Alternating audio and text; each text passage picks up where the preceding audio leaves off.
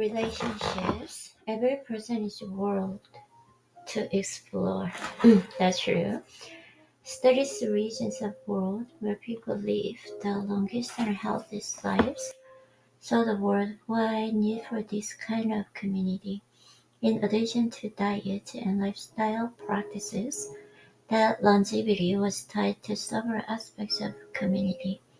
Close relationships with family that will take care of you when you need help, and a tribe with the shared beliefs and healthy social behaviors. Like these illusions, the ashram is independent community, one that fosters a mood of collaboration and services to one another. Everyone is engaged to look out not just for their own needs, but for those of other people. Remember the trees in Biosphere 2 that lack the roots deep enough to withstand wind. Redwood trees are another story. Famous tall, you think that they need deep roots to survive, but in fact, their roots are shallow. What gives a tree resilience is that these roots spread widely. Rather roots pass in a tree thrive in groups, interweaving their roots too strong and weak together with the external forces of nature. So then, why expect it back? But also, listen carefully. Whenever you give out any energy, love, hate, anger, kindness, you will always get it back, one way or another. Love is like a circle. Whatever loves you give out, it always comes back to you. The problem lies with your expectations. You assume the love you receive will come from the person you give it to, but it doesn't always come from that person. Similarly, there are people who love you who you don't give the same love in return. He was right. Too often we love people who don't love us, but we fail to return the love of others who do. I thought of my mother, who would always drop whatever she was doing to take my call. If she were to pick up the phone, the first person she'd reach out to would be me or my sister. In her heart, she wanted to talk to me pretty much all the time. All the time, all the same time, as I might frustrated because someone wasn't responding to my text. My mother was just sitting there thinking, I wish my son would call me. My teacher's description of circle of love changed my life. Our lack of gratitude is what makes us feel unloved. When we think nobody cares, we need to check ourselves and realize that the love we give out comes back to us from a variety of sources, and in a more general sense, whatever we put out will come back to us. This is an example of karma, the idea that your actions, good or bad, and bring the same back to you. When we feel unloved, we need to ask ourselves, am I offering help as often I ask for my help? Who is giving to me without receiving anything in return? A network, a network of compassion. It makes sense that monks look at the distribution of love and care as a network of compassion rather than a one-to-one exchange. Monks believe that different people serve different purposes, with each role contributing to our growth in its own way. We have peers of friendships and students to teach, and mentors to learn from and serve. These roles are not wholly tied to age and experience. Every monk is always in every phase of that circle. Monks believe that these roles are fixed. The person who is your teacher one day might your students next day. Sometimes the senior monks will come to classes with young monks like us, sitting on the floor and listening to a new monk speak. They weren't there to check on us. They were there to learn for themselves. I was upset because I felt my care wasn't reciprocated. We often expect too much of others when we don't have a clear sense of their purpose in our lives. Let's consider four characteristics that we look for the people we allow into our lives. You will recognize these people. Most of us know at least one person who falls into each of these categories. Okay. Competence. Someone has to be competent if we are to trust their opinions and recommendations. This person has the right skills to solve your issue. They are an expert or authority in their area. They have experience, references, and or high Yelp rating. Care. We need to know a person cares if we are putting our emotions in their hands. Real care means they're thinking about what is best for you, not what is best for them. They care about your well-being, not your success. They have your best interest in at heart. They believe in you. They will go beyond the call of duty to support you, helping you move, accompanying you to an important doctor's appointment, or helping you plan a birthday party or wedding. Character. Some people have a strong moral compass and uncompromising values. We look to these people help us see clearly when we are unsure what we want or believe is right. Character is especially critical when we are in the independent partnership, a relationship, a business, partnership, a team. These people practice what they preach. They have good reputations, strong opinions, and down-to-earth advice. They are trustworthy. Consistency.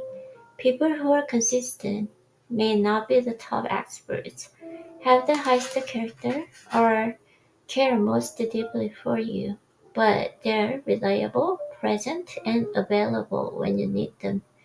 They've been with you through high and lows. Nobody carries a sign announcing what they have to offer us. Observe people's intentions and action. Are they in alignment? Are they in demonstrating what they say they value? Do the values correspond with yours? We learn more from behaviors than promises. Use the four types of trust to understand why you are attracting a person and whether you are likely to connect as a friend, a colleague, or a romantic partner. Ask yourself, what is my genuine intention for getting involved in this relationship? Swami is an go-to spiritual person. I have the utmost trust in their character, but when I told him I wanted to live a century and go into media, he said, I have no idea what you should do. He's one of my most valued advisors, but it was silly to expect him to have an opinion about my career, and he was wise to enough not pretending to have one. My mom would also not be the best person to ask about career moves. Like many mothers, she is the most concerned with my well-being, my feeling, whether I'm eating well, if I'm getting enough sleep. She is there with care and consistency, but she is not going to counsel me on managing my company.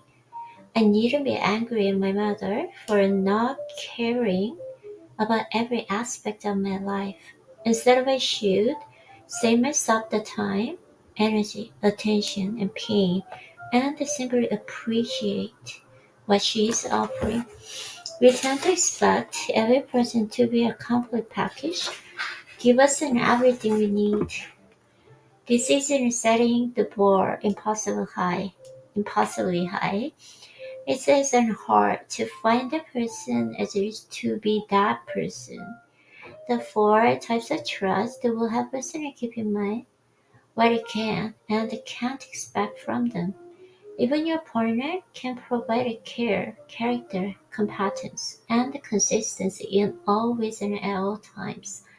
Care and character, yet, but nobody's competent in all things, and though your partner should be reliable, nobody's consistent or available in the way you need them.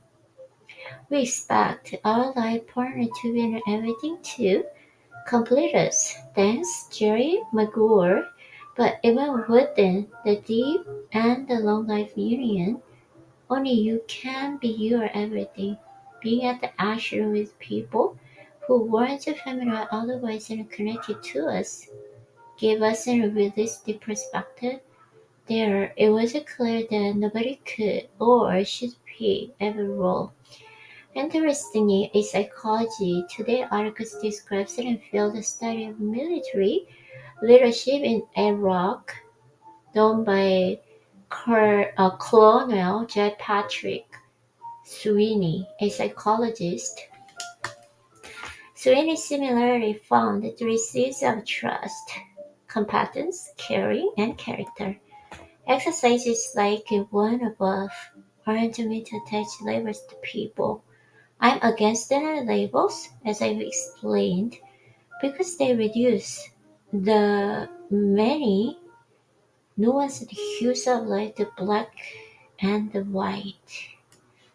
The monk approaches to look for meaning and absorb what you need to move forward instead of getting locked in judgment. However, when you apply filters like the four C's, we can see if our network companionship is broad enough to guide us through the complexity and chaos of life. Even if we got the four seasons recovered, we benefit from multiple viewpoints within each of these categories. A mother's and care isn't the same as mentors. One person with character might give you a great romantic advice, while another might help you through a family argument. And one consistent friend might be there for you during breakup, while another is always available for a spiritual hike. In order to find diversity, we have to be open and new connections. When you enter a new community, as I entered the ashram, you have a clean slate. You have none of these expectations that have already built up among family and friends. Most likely nobody shares your past. In situations like this, most of us rush to find our people, but the ashram showed me another way. I didn't need to be replicate a family, creating a small circle of comfort and trust. People come into your life for a reason, a season, or a lifetime. And then there are lifetime people. They stand by your side through the best and worst of times, loving you even when you are giving nothing to them. When you consider these categories, keep in mind the circle of love. Love is a gift without any strings attached. This means that within it comes to knowledge that not all relationships are meant to endure with equal strength indefinitely.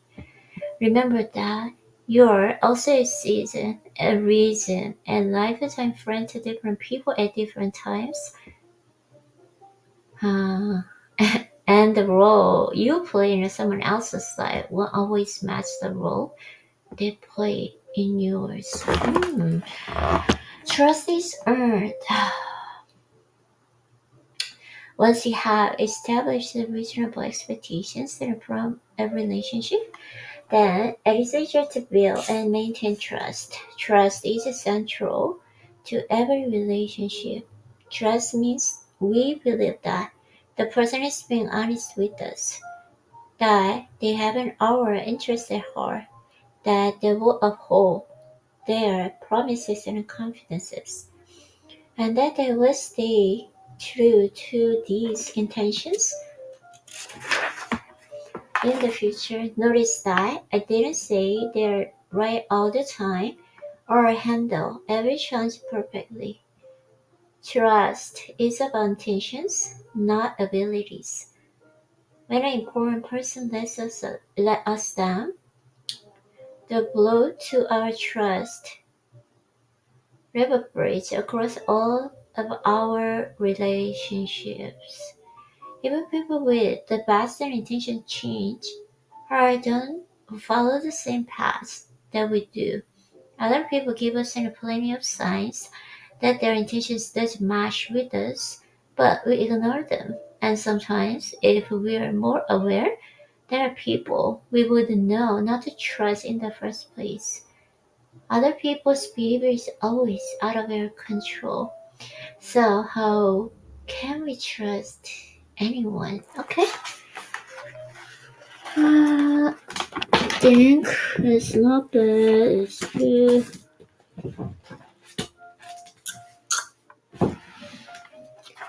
Okay, I'm going to write here. Way to love. I'm going to read this for tomorrow. Okay.